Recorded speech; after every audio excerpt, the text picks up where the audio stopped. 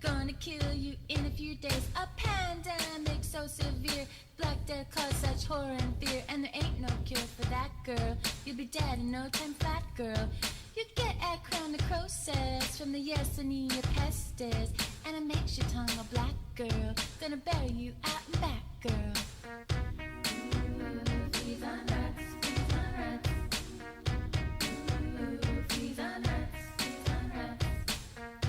Ooh, fleas on rats, fleas on rats. Ooh, fleas on rats, fleas on rats.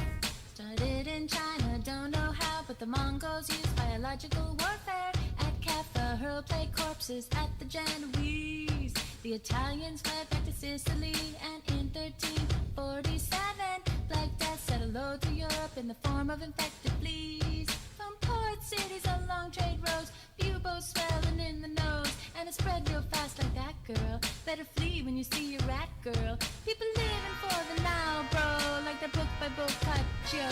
Or you could be a flagellant, girl. Flog yourself till you repent, girl.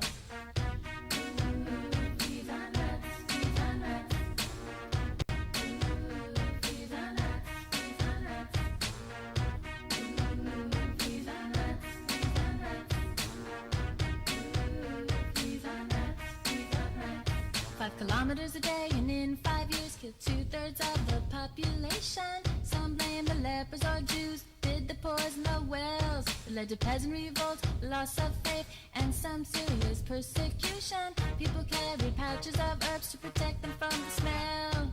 Doctors didn't know what caused it. Bolt your door if your family's afflicted. Bodies in the carts, girl. Skeletons in the art, girl. With the decreased population that to the amelioration of the peasant folk, hey, they could ask for more pay. Ooh, fleas on rats, fleas on rats. Ooh, fleas on rats, fleas on rats. Ooh, fleas on rats, fleas on rats. Ooh, fleas on rats. Let me hear you say, this plague is bubonic. B-U-B-O-N-I-C. This plague is bubonic. B-U-B-O-N-I-C. This plague is bubonic. B-U-B-O-N-I-C. This plague is bubonic. B-U-B-O-N-I-C. A pandemic so severe, the Black Death caused such horror and fear, and there ain't no cure for that, girl. You'll be dead in no time flat, girl. You get acronecrosis from the Yersinia pestis, and it makes your tongue a black, girl. Gonna bury you out and back, girl. Ooh, fleas on rats, fleas on rats. Ooh, fleas on rats, fleas on rats. Ooh, fleas on rats, fleas on rats. Ooh, fleas on rats, fleas on rats. All right, there you have the most popular song ever, "Fleas on Rats." All right, so let's talk about the Black Death. As the song mentions, it starts all the way over here in Eastern Asia, right? In China. And during this time, as you're going to read in the next chapter, China was ruled by the Mongols, and they create what is known as the Yuan dynasty. Now, the Mongols controlled all of the trade across the Silk Roads. And in their time, in 1200s and the 1300s, trade in the Silk Road had increased to greater levels than ever before. So you can see a lot of people, moving back and forth from East Asia through Central all the way to the western parts, eventually making its way into the Mediterranean and Europe. And it is from China we see that the plague is going to spread. And the famous example of the Mongols using the plague was in this city called Kaffa, which is in the Black Sea.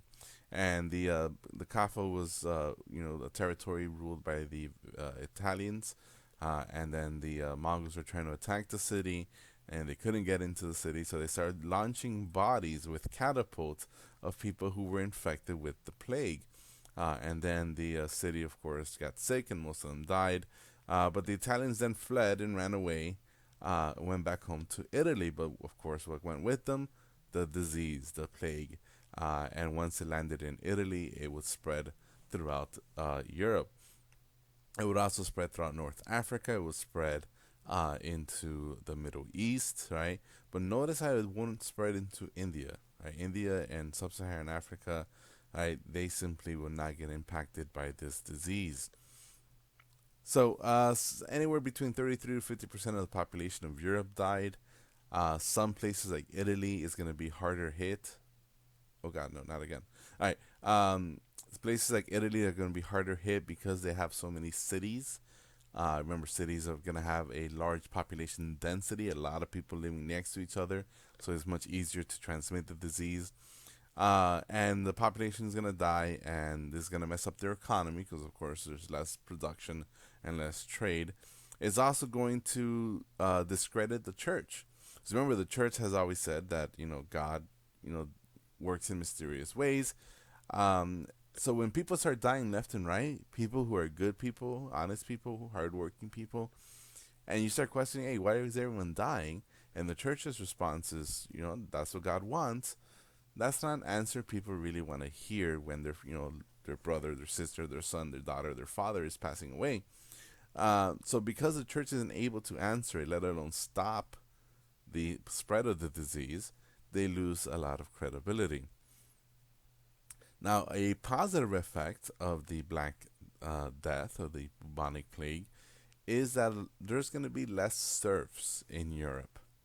So what happens is that, imagine you're a lord, and in the territory you rule, there's 100 serfs that work for you. But then the plague comes, and out of that 100, half of them die. Now you're stuck with 50, right? But you still have the same amount of land, but only 50 serfs. So if those 50 work the same amount that they've always worked, then you're only going to get half amount of the food, half amount of the resources, half amount of the wealth, right? And therefore, the serfs can start saying, look, if you want us to work for you, you have to give us more money. You have to give us freedom. You have to give us better pay, better working conditions, more vacation time. Because if you don't, we won't work as hard.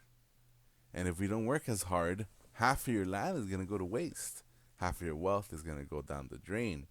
So these serfs are going to be able to increase their shortage, their power, right?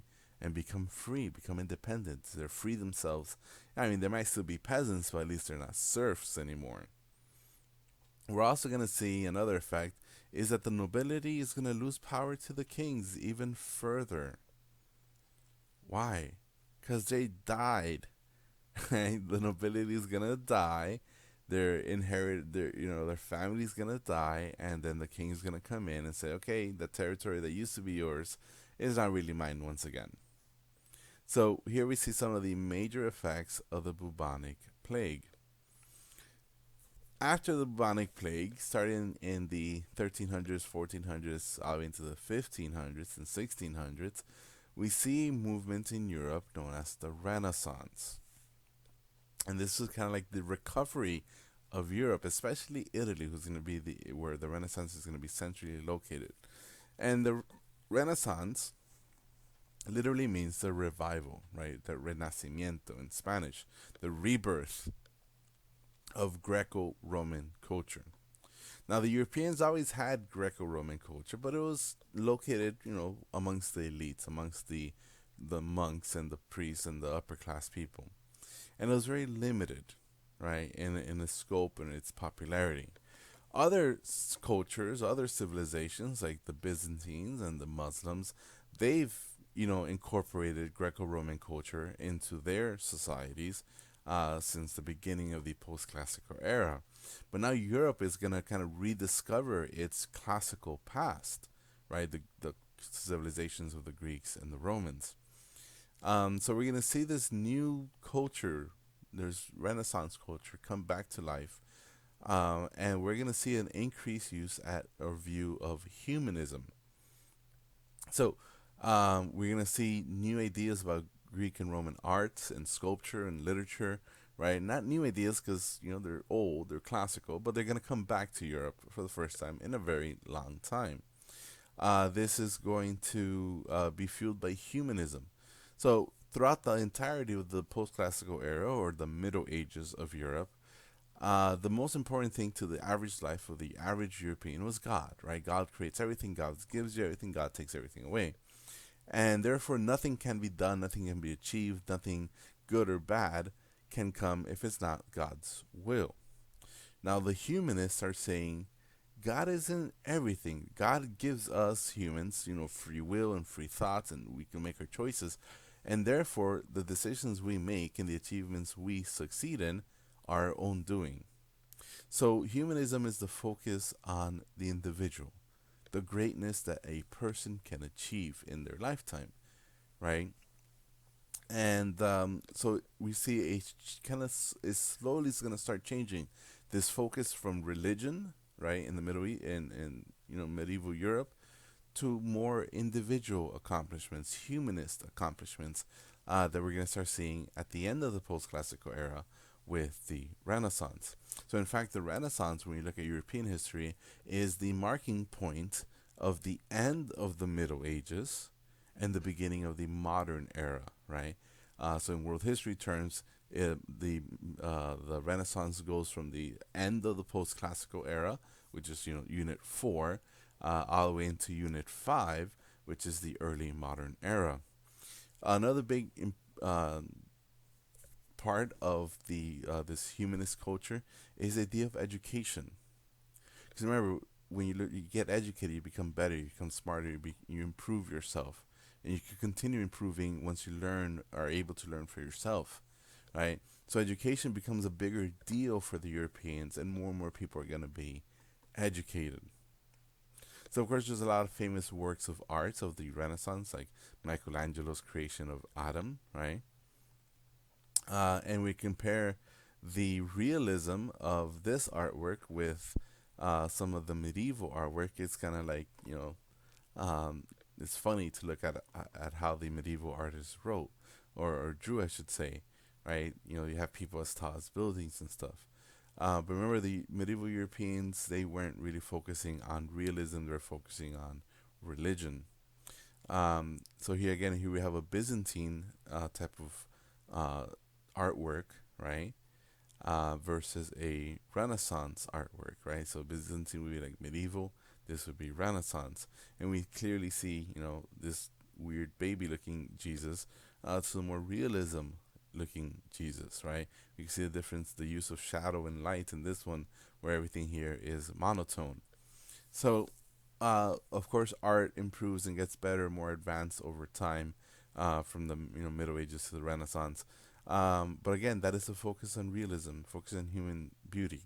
Remember the idea of human beauty that goes back to the Greeks. The Greeks are obsessed with the perfection of the human body. But of course, you're not going to see any naked statues, naked pictures in Renaissance art uh, compared to, say, the Greek art. Here we see another famous work of art. This is La Pieta, which is from a statue by Michelangelo. This is the Virgin Mary carrying the body of Jesus after the crucifixion. And again, we see the levels of detail of realism. And this is made out of marble, right? And it looks very lifelike. The details are amazing, but it is made out of stone, right? Another famous painting is, of course, and sculpture, I mean, is the David by Michelangelo. And again, we see a lot of realism with the veins and stuff like that, and the muscles and the eyes uh, of uh, of the David. Probably the most famous painting in the world by a Renaissance artist called Leonardo da Vinci. This is, of course, the Mona Lisa. This is probably his other famous painting, The Last Supper, right? Also by Leonardo da Vinci. So during this time, we're going to see the expansion, the explosion, really, of vernacular literature. More and more and more writing is going to not be done in Latin. It's going to be done in the vernacular languages, the local languages of the common people, right? Like Greek and Italian and Spanish and French and English. And Latin's going to lose its popularity, especially in education. So if you go to a German university, you're gonna study in German now. In the past, you would study in Latin, but now people are gonna be teaching you in the vernacular. So there's some two famous books: The Divine Comedy, also known as Dante's Inferno, the Canterbury Tales is a English one. This is a Italian one. Those are vernacular literature. And all of this is a result, or part of this is a result of the printing press.